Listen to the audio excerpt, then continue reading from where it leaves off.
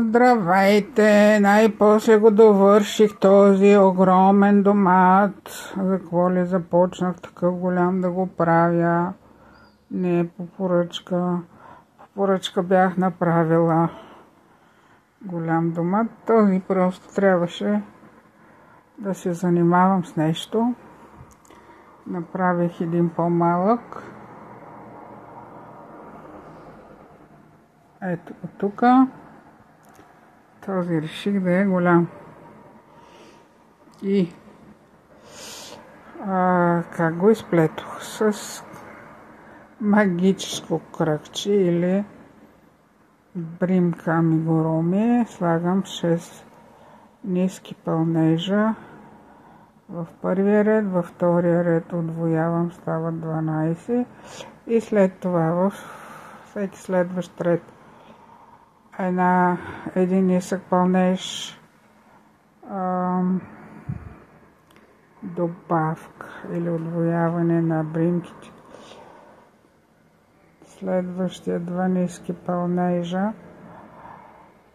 удвояване на бримките, добавка. Докато се стигне до 14 бримки удвояване.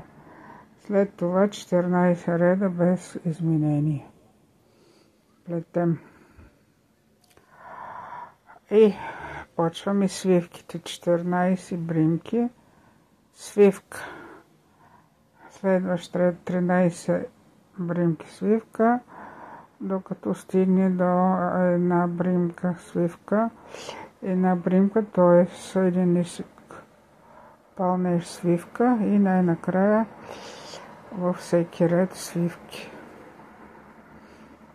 След това направих и коренчета 2 бройки.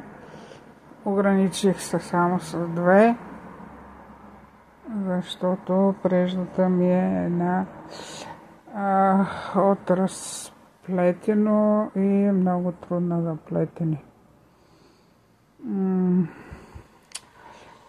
Преди да затворя домата, сложих очите, те китайските очи. Не знам дали има други. На безопасно прикрепване. И избордирах уста и вежди.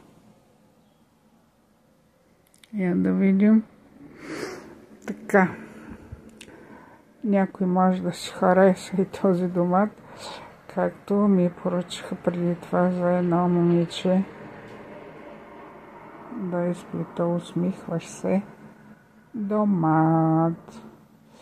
Ако ви е харесало видеото, сложете лайк, коментирайте, споделяйте в социалните мрежи и се абонирайте за YouTube канала ми.